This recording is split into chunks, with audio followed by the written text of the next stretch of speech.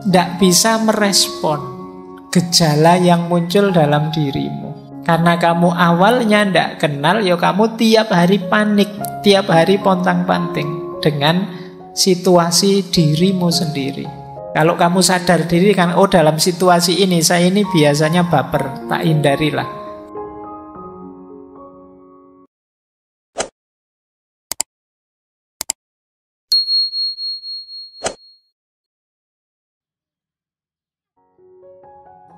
Assalamualaikum warahmatullahi wabarakatuh. Mengapa kemudian mengenali diri ini sulit dilakukan? Nah, ini coba kalian cermati ya, biar lebih mudah mengenali diri. Kesulitannya biasanya yang pertama dorongan bawah sadar. Orang itu saya bilang tadi sering dikendalikan ego, di bawah ego yang tidak dia sadari, sehingga sulit mengenali diri. Kita mengenali diri kan yang tampak saja, padahal kita itu dikendalikan oleh hal-hal yang tidak tampak. Jadi aslinya kita seperti apa tidak kelihatan karena kita sembunyikan di balik ego. Nah, ini yang membuat kita sulit mengenali diri. Yang kedua, pengaruh dari luar, tekanan dari luar. Kita sebenarnya males ke masjid, tapi terus dimarahi sama orang tuamu. Orang sini itu kalau tidak ke masjid dianggap belum Islam beneran, tidak serius. Terus kamu terpaksa ke masjid. Jadi akhirnya apa? Malesmu tidak terdeteksi. Sehingga begitu jauh dari orang tua, aslinya kelihatan. Kalau pas di rumah rajin ke masjid, begitu di kos-kosan, meskipun sudah di depan masjid, kamu milih pulang ke kos-kosan, sholat sendiri di kos. Nah, lebih aslinya kelihatan. Ketika ada tekanan dari luar, kamu berubah. Sehingga aslimu terkubur. Ini yang bikin kita sulit. Yang ketiga, tentu saja karena emosi dan ambisi. Orang yang tidak bisa mengontrol emosinya atau punya ambisi yang tidak bisa dia kendalikan, itu akan menyulitkan orang mengenali dirinya. Dia akan merasa selalu benar saja, selalu baik saja.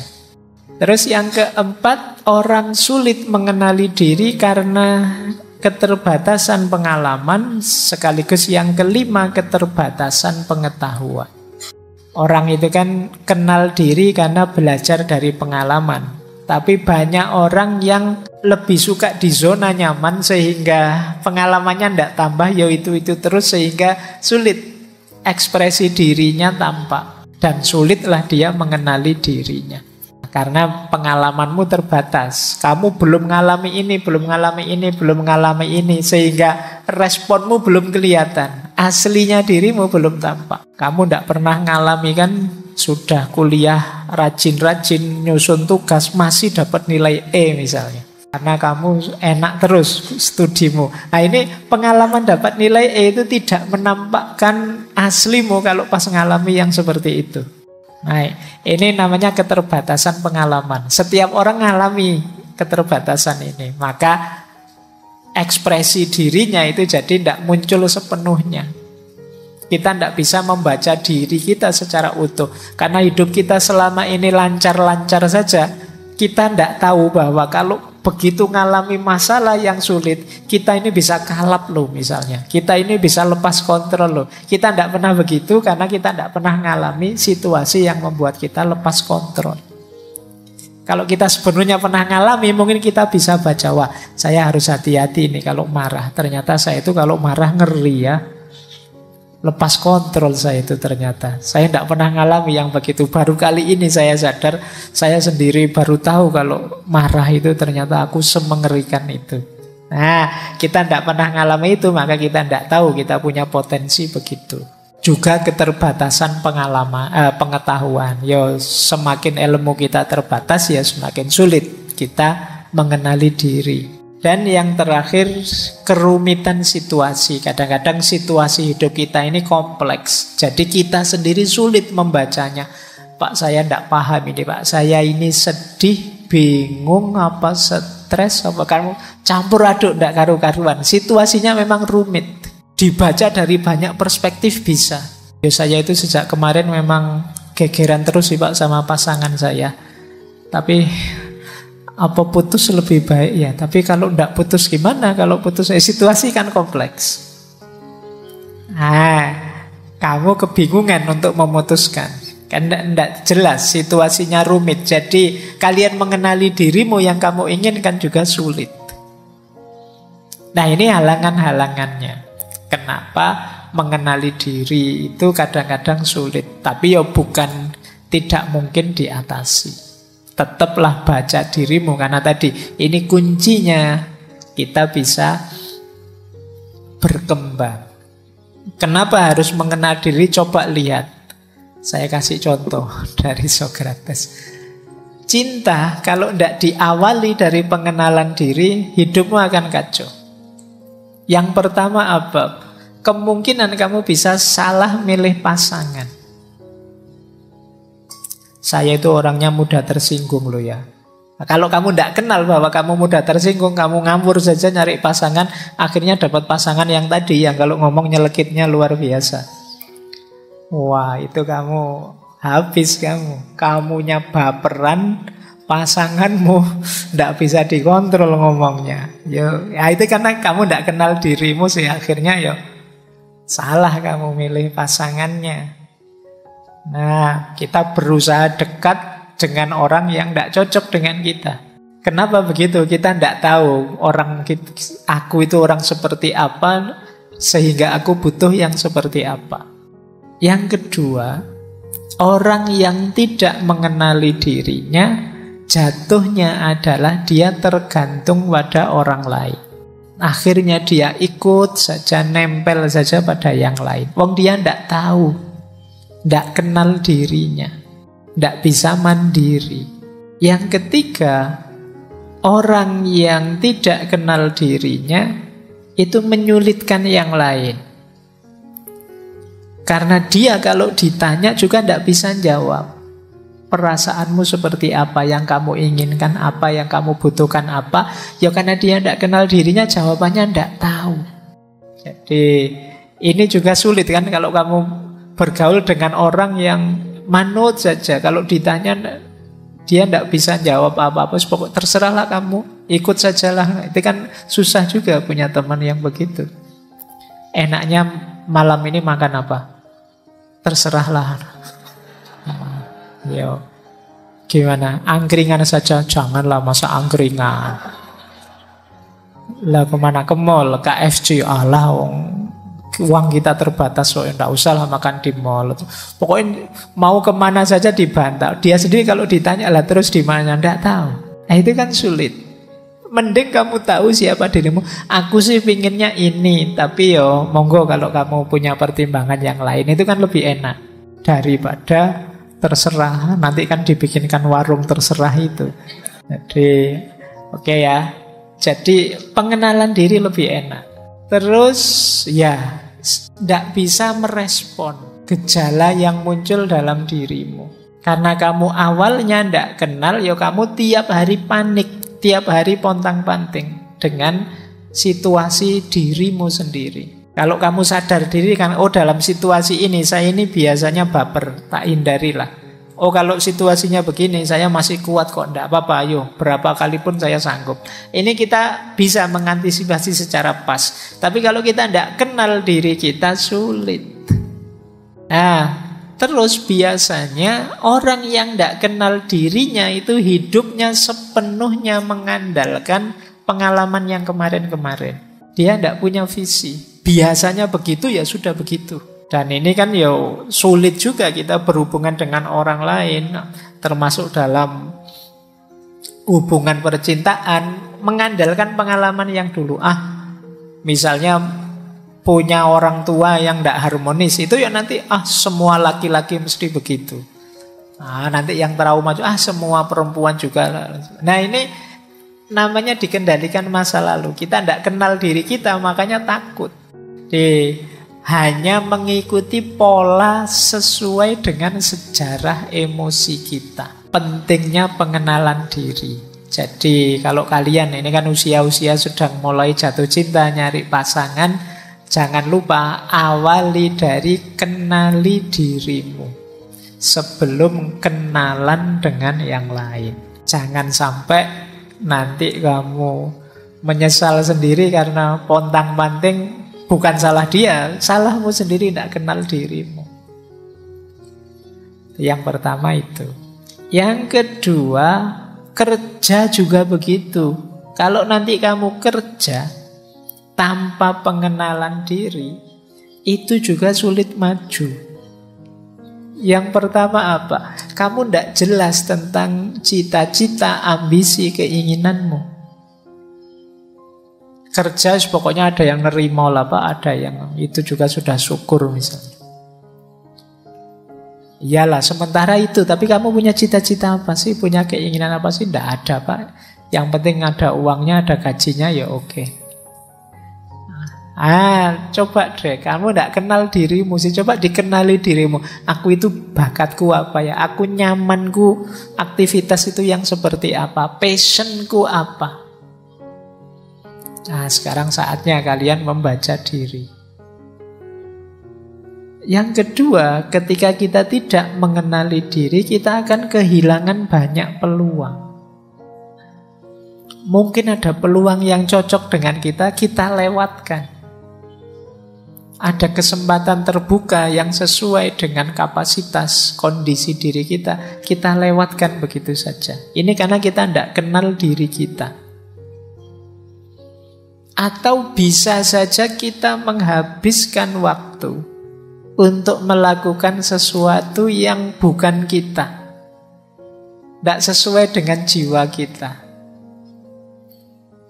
Jadi, Pak, saya itu rasanya kok tidak bakat ya Pak, kuliah itu misalnya. Kok berat sekali. Mungkin bukan kuliahnya yang kamu tidak bakat, tapi jurusanmu yang keliru. Kamu tidak pernah mengenali dirimu, sehingga ketika milih jurusan kamu tidak mikir mana yang cocok dengan aku. Pokoknya Pak, rasanya kok ini keren ya Pak, rasanya kok ini bagus ya Pak, rasanya. Coba kenali dirimu, terus pilih yang sesuai dengan passionmu. Mungkin sekarang baru rame-rame, wah ternyata filsafat itu asik. Aku pindah jurusan filsafat. Aku pindah. Ya nanti dulu, kamu baca dulu dirimu. Jadi setiap orang itu kalau bahasa agama ada syakilahnya. Makanya kullu ya'malu ala syakilati. Jadi segala sesuatu itu ya bekerja sesuai dengan syakilahnya, kondisi dirinya, bakatnya, passionnya. Nah, jadi tanpa pengenalan diri, ya kita mungkin nanti banyak buang waktu. Oke, kuliah teknik misalnya, bertahun-tahun begitu lulus malah bisnis. Kuliah bisnis bertahun-tahun, nanti begitu lulus malah ngajar. Nanti kuliah. Jadi agak rumit. Coba dikenali dirinya dulu biar tidak banyak buang waktu. Orang yang tidak kenal diri juga seringkali jadi terlalu defensif. Tidak mudah percaya siapapun atau kebalikannya. Terlalu semangat untuk menyenangkan siapapun. Ketika lahirnya ketakutan karena tidak mengenal diri, biasanya orang jadi defensif. Wah ini, jangan-jangan dia membohongiku, jangan-jangan dia menjajahku, jangan-jangan dia menipuku. Tapi karena sadar bahwa aku tidak kenal diriku, tidak tahu keinginanku, ada orang yang kemudian terlalu terbuka. Wah aku harus ikut yang lain, aku harus gabung dengan yang lain, aku harus meniru yang lain. Jadi terlalu semangat untuk berhubungan dengan yang lain, tidak kontrol. Dan yang terakhir, ya karena tidak kenal diri, biasanya terus terjebak rutinitas. Pokoknya biasanya begitulah Pak, sudahlah Pak, tidak usah mikir aneh-aneh, nanti tambah ruwet. Nah, ini ciri-ciri ketika kita tidak kenal diri. Yuk ya, setelah ini kita coba kenali diri, harus pakai kotak-kotak Johari Window tadi juga tidak apa-apa. Paling tidak kalian tahu passionku apa, bakatku di mana. Nah, hidup sosial juga begitu. Orang yang tidak kenal dirinya juga susah mengidentifikasi dirinya. Dia tidak sadar loh, gayamu itu sumbungi pol jane. Tapi dia tidak tahu. Kamu itu kemelinti jane, tapi kamu tidak sadar. Kamu itu caper sebenarnya. Kamu tidak tahu bahwa kamu itu caper. Dan lain sebagainya. Wong kamu tidak kenal dirimu. Kamu merasa wah ini gaya tawaduk ini. Tapi padahal bagi temanmu itu gaya kemelinti luar biasa itu. Kamu nganggapnya tawaduk. Kenapa kamu tidak kenal dirimu? Mungkin kamu terlihat sombong, terlihat dingin, terlihat caper, terlihat pemalu, terlihat pemarah. Tapi kamu tidak sadar. Karena kamu tidak pernah introspeksi, tidak pernah mengenali dirimu. Yang kedua, biasanya cirinya kamu belum kenal dirimu apa? Kamu kesepian. Kamu merasa ini orang-orang kok tidak ngerti aku ya. Tidak kenal diriku. Lah kamu sendiri juga tidak kenal dirimu. Maka responnya orang apapun tidak cocok. Kamu merasa tidak sesuai. Karena kamu juga tidak tahu yang cocok itu yang seperti apa. Segalanya jadi serba salah. Jadi kan kadang-kadang kita merasa ini kok jadi tidak beres semua, tidak enak semua, serba salah semua. Jangan-jangan saatnya kamu introspeksi, saatnya kamu merenungi dirimu. Siapa sih aku saat ini? Mungkin kemarin-kemarin aku sudah kenal, sekarang aku ini sudah tidak itu lagi. Tapi belum pernah aku kenali diriku yang sekarang. Makanya mungkin kamu merasa kesepian. Wah, aku sudah berbuat banyak macam-macam, temanku kok cuek semua ya. Aku berusaha memahami yang lain kok tidak memahamiku ya. Mungkin yang lain juga berusaha memahamimu, tapi kamu sendiri tidak jelas. Mereka juga bingung, aku harus bagaimana padamu. Jadi ini hidup sosial yang tanpa pengenalan diri. Ya, tentu saja kalau sudah kita tidak kenal diri kita, sulit kita berempati. Wong memahami diri sendiri saja kita sulit, apalagi memahami orang lain. Jadi ini kuncinya, pentingnya pengenalan diri. Makanya tadi kata Sokrates, kenali dirimu. Jadi kunci segalanya. Nah, terus kata Sokrates, kalau sudah mengenali diri, dilanjutkan dengan penguasaan diri. Kuncinya 3 menguasai diri itu. Yang pertama, engkrateia. Yang kedua libertas, yang ketiga autarkia. Jadi engkrateia itu menguasai emosi, dorongan-dorongan, insting, perasaan, penguasaan diri atas kesenangan, penderitaan, dan lain sebagainya. Jadi engkrateia itu kalau kita kenal diri kita, emosi kita, sekarang saatnya kita kuasai emosi kita. Jadi menguasai kemarahan, menguasai emosi, kesedihan, keletihan, dan lain sebagainya. Ini namanya engkrateia. Jadi, wah, situasi begini saya biasanya marah ini. Memang saya marah sekali, tapi saya bisa menguasai karena saya sudah kenal. Ini gejala saya marah ini kayak gini. Harus agak menarik diri ini. Wah, ini kecewa berarti aku. Karena kalau seperti ini situasinya biasanya saya memang kecewa. Sudahlah. Saya minggir dulu. Nah, ini orang bisa menguasai emosinya. Yang kedua apa? Libertas. Libertas itu bekerjanya rasionalitas. Secara mandiri, secara merdeka. Yang tidak dipengaruhi oleh emosi. Ya, libertas itu kebebasan.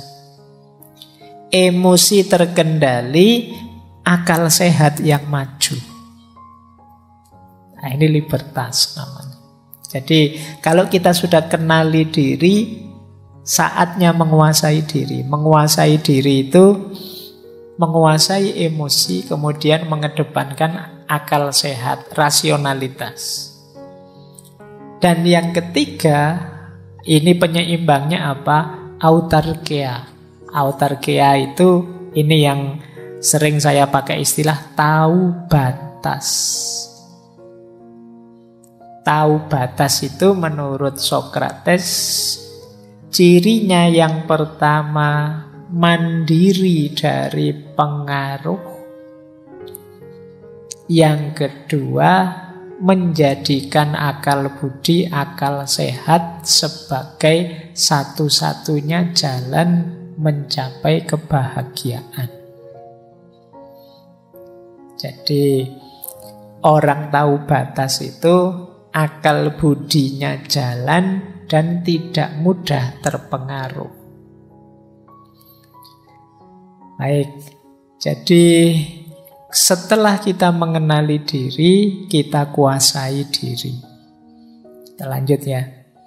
Nah, kalau sudah mengenali diri, menguasai diri, saatnya membentuk diri. Kita kenal siapa kita, kemudian kita kuasai diri kita. Kalau sudah, ayo kita bentuk diri kita. Ada beberapa faktor yang mempengaruhi pembentukan diri kita. Yang pertama, ideal yang kita impikan. Ideal itu macam-macam, misalnya jadi orang soleh, jadi patriot, jadi apa, itu namanya ideal. Ya rumus sederhananya kalau kayak kita waktu TK ditanya cita-citanya apa, kalau sulit jawab kan berguna bagi nusa, bangsa, agama, orang tua kayak gitu. Nah itu idealnya begitu. Jenisnya apa masih belum tahu. Jadi membentuk diri berarti mengarahkan diri kita pada ideal yang kita inginkan. Ini mempengaruhi, ideal-ideal mempengaruhi pembentukan diri. Yang kedua, peran yang kita mainkan. Jadi kebetulan casting saya sekarang jadi mahasiswa. Ya saya harus membentuk diriku jadi mahasiswa yang baik, yang ideal. Kebetulan peranku sekarang jadi dosen. Yo, saya harus membentuk diriku jadi dosen yang baik. Peranku sekarang jadi kakak, ya jadi kakak yang baik. Peranku sekarang jadi tetangga, jadilah tetangga yang baik. Ini fase pembentukan diri. Kemudian ada fase pembandingan dengan yang lain. Kita bandingkan, kalau kita misalnya tadi ideal dosen yang baik itu bagaimana? Boleh dengan cara membandingkan dengan yang lain. Oh, dulu idola saya dosen bapak itu luar biasa, saya tak niru dia. Itu memudahkan pembentukan diri. Kemudian pengalaman hidup, sukses maupun gagal. Ini jadi pelajaran untuk membentuk diri. Kemudian komentar orang, jangan dicuekin. Penilaian orang, jadikan bahan refleksi, masukan, lumayan. Kadang-kadang kita berpikir sendiri tidak ketemu-ketemu. Orang lain yang nemu kejelekan kita. Alhamdulillah kita punya orang yang benci kita, sehingga dia nyari jelek kita terus, lumayan, bahan introspeksi gratis. Nah, makanya jangan galau kalau wah saya sekarang banyak hatersnya Pak. Lu alhamdulillah ada orang yang siap sedia menunjukkan kesalahan kita sehingga kita bisa jadi lebih baik dan tidak usah bayar. Nah, bagi yang tidak punya haters, ya kamu bikin iklan dicari haters. Sebulan honornya sekian, tugasnya menilai diriku ini sudah baik apa belum. Dan yang terakhir tentu saja budaya hidup sekeliling kita. Masyarakat kita juga punya ideal-ideal. Ini bahan-bahan yang harus kita ramu untuk membentuk diri. Jadi tadi diawali dari mengenal diri, kemudian menguasai diri, dan diakhiri dengan membentuk diri.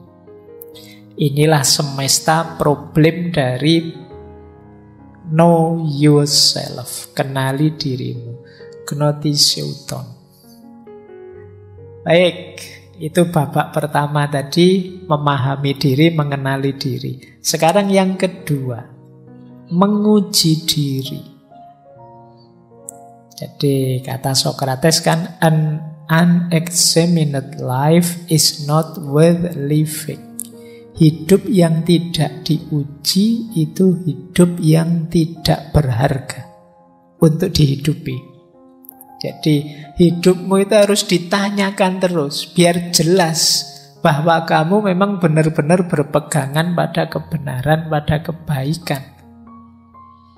Kan banyak orang itu tidak berani mempertanyakan yang dia yakini sekarang. Nah, kalau memang yakin benar, tidak usah takut. Uji saja, tanya saja. Itulah hidup yang berharga.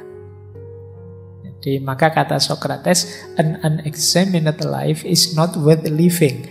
Makanya kerjanya Socrates itu kemana-mana nguji orang. Itulah mengapa dia dianggap lalat, bikin ruwet saja, bikin sumpek saja. Orang lagi ngobrol enak-enak, tenang-tenang, sedang ngobrol tentang cinta-cintaan sambil senang, tiba-tiba Socrates tanya tiba-tiba, cinta itu menurutmu apa sih? Itu kan bikin orang puyeng kan, ini kita sedang asik ngobrol asik-asik malah tanya yang begitu. Tapi ya ini penting. Kalau tidak begitu tadi kita ngomong panjang lebar itu jangan-jangan tidak tahu yang kita omongkan apa. Itulah namanya menguji hidup. Gitu loh. Lagi asik-asiknya ngaji sudah mau selesai tak? Ngaji itu apa ya Pak? Loh itu ya penting ditanyakan juga, jangan-jangan kita salah istilah. Ujilah hidup.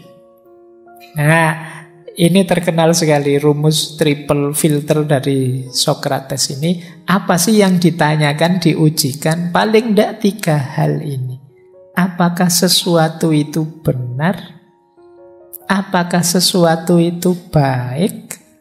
Yang ketiga, apakah sesuatu itu penting? Is it true? Is it kind? Or is it necessary? Jadi ini menarik. Ini teori ini nanti dikenal sebagai triple filter, 3 lapis penyaringan. Hari ini kita butuh ini. Setiap kali ada orang share apa-apa, coba tanyakan 3 ini. Ini yang di-share ini benar enggak? Kalau lolos dari saringan pertama, ajukan yang kedua, ini baik enggak? Lolos dari saringan kedua, tanyakan lagi yang ketiga, ini penting enggak? Karena ada kalanya sesuatu itu benar, tapi tidak baik untuk disebarkan, untuk diungkap-ungkap kemana-mana. Ada kalanya sesuatu itu benar dan baik-baik saja disebar kemana-mana, tapi tidak penting. Ada banyak hal lain lebih penting. Kita tidak tahu juga tidak apa-apa tentang itu, wong tidak penting kok. Coba filter 3 ini teman-teman pakai. Hari ini kan banyak pelajaran-pelajaran literasi digital. Nah, bagi saya sumbangannya Socrates ini penting dipakai. Is it true? Is it kind? Or is it necessary? Apapun. Kita belakangan kan ditelan oleh hoax, post-truth, kebenaran yang tidak jelas atau kebenaran yang dibikin. Coba pertanyakan 3 ini. Apakah benar? Kalau memang benar, apakah itu baik? Nah, kain itu kayak kalian bilang akhlak fauqal ilm, itu kain. Benar enggak? Baik enggak? Kalau sudah yang ketiga, it is necessary. Penting enggak? Mungkin itu baik, berakhlak, sopan, benar, tapi enggak penting. Ngapain kita ribut di situ? Ada urusan yang lebih urgent.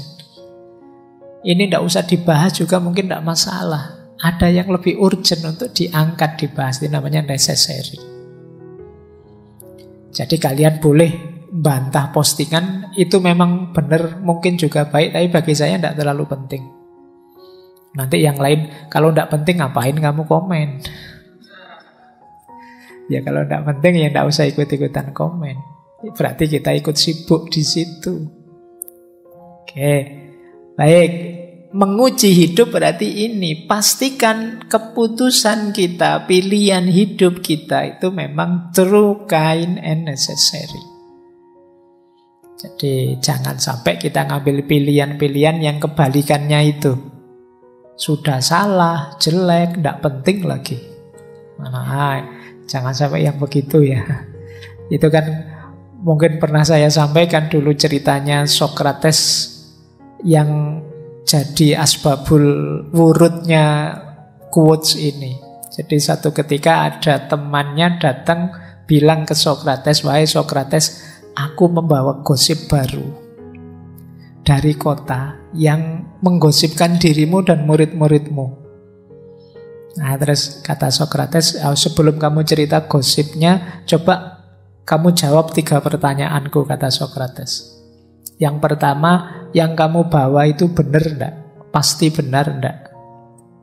Jawabannya temannya, yo namanya gosip yo, benarnya masih belum jelas, tapi kan sudah tersebar kemana-mana. Ini kan levelnya masih gosip.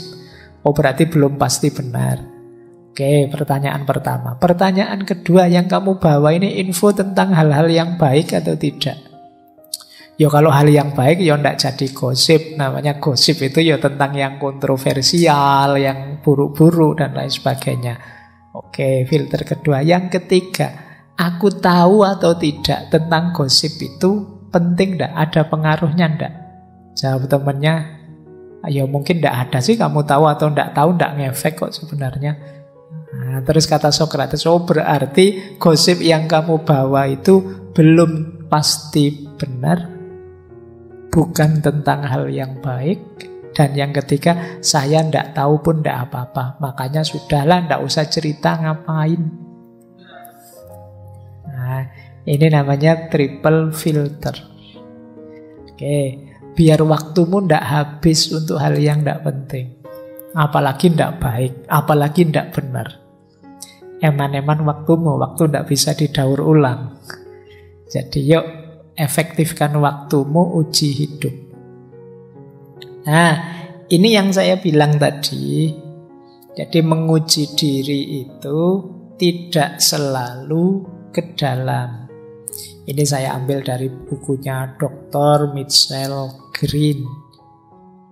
Jadi kata dia, ketika Sokrates dan Plato bicara tentang pengetahuan diri, mereka tidak bermaksud melulu seperti introspeksi.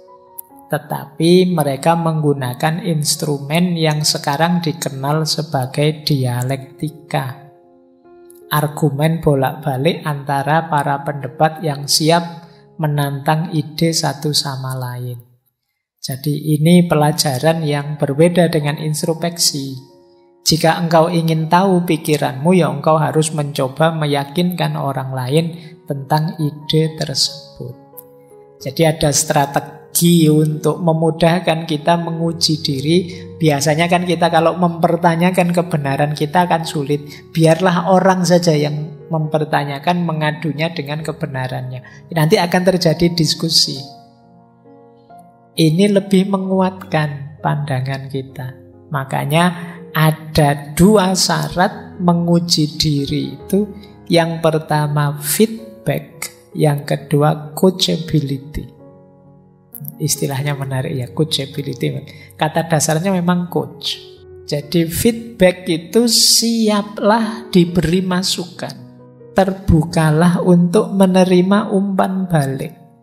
Feedback itu kan pandangan, komentar, kritik orang lain tentang kita. Kenapa? Karena kita juga hidup bareng orang lain.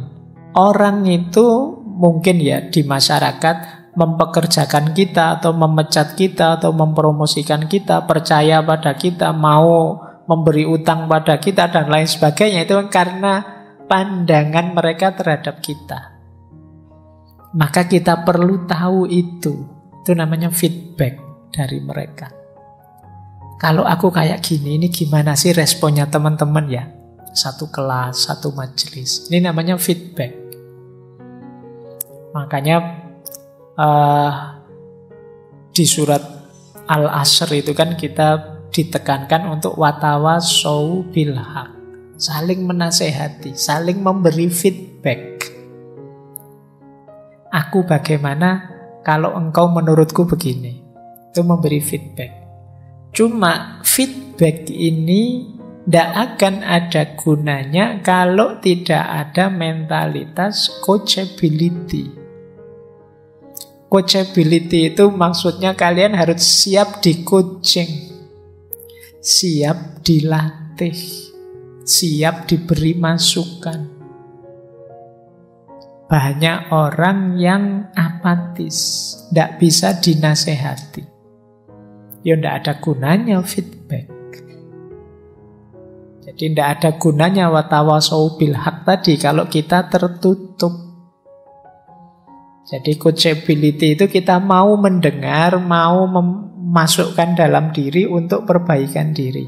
Kayak kalau latihan itu loh, kalau kalian ada coach terus ngasih masukan, kamu harus begini, kamu harus begitu. Kita kan terbuka untuk perbaikan diri. Lawannya coachability itu defensif. Defensif itu tidak mau menerima masukan karena menganggap dirinya sudah pasti benar, sudah pasti baik. Sombong, merasa sudah tinggi, atau cuek. Suka-suka kamu mau ngomong apa, aku juga suka-suka aku, harusnya cuek. Nah itu namanya tidak punya mental coachability. Orang cuek tidak bisa diberi masukan, ya tidak akan bisa berkembang lebih baik. Jadi ini diantara caranya menguji hidup, selain berpikir ke dalam juga berpikir keluar, mencari masukan, terbuka terhadap feedback.